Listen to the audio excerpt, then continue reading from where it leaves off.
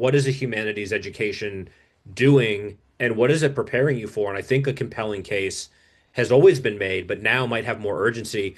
Being able to multitask, being able to appreciate different perspectives, being able to handle a lot of different thoughts as opposed to maybe a side of your brain that's like becoming specialized in one area.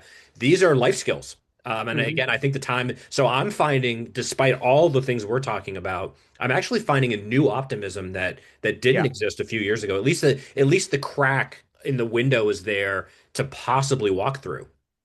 absolutely. Absolutely. And I think in my small neck of the woods, what I've been thinking about is less a student who leaves my class able to make an airtight argument about a literary work. Just to make there's a concrete example for you, Sean. Yeah. And Yeah. more a student who is capable of existing in uncertainty in a productive way, and complexity. A student who is awash in hunches, suppositions, curiosities, Yeah.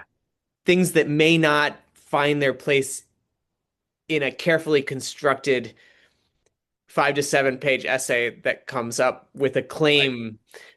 I'm starting to move a little bit away from that. I think we're experiment with the kind of life that we know we're all already living, where we are not sure what the complicated future we're all kind of hustling towards Yeah. will cause us to think. And I think, putting a student in the midst of a long novel, asking them to write about it through a certain type of lens. What is it about this book that frustrated you or that felt difficult? Talk about a moment when you weren't sure how to understand it. That kind of request for a student is probably something that will iterate over time in whatever career they do. Well, I don't understand this particular problem that I'm being faced with. I mean, we want those types of thinkers, I would hope. Yeah.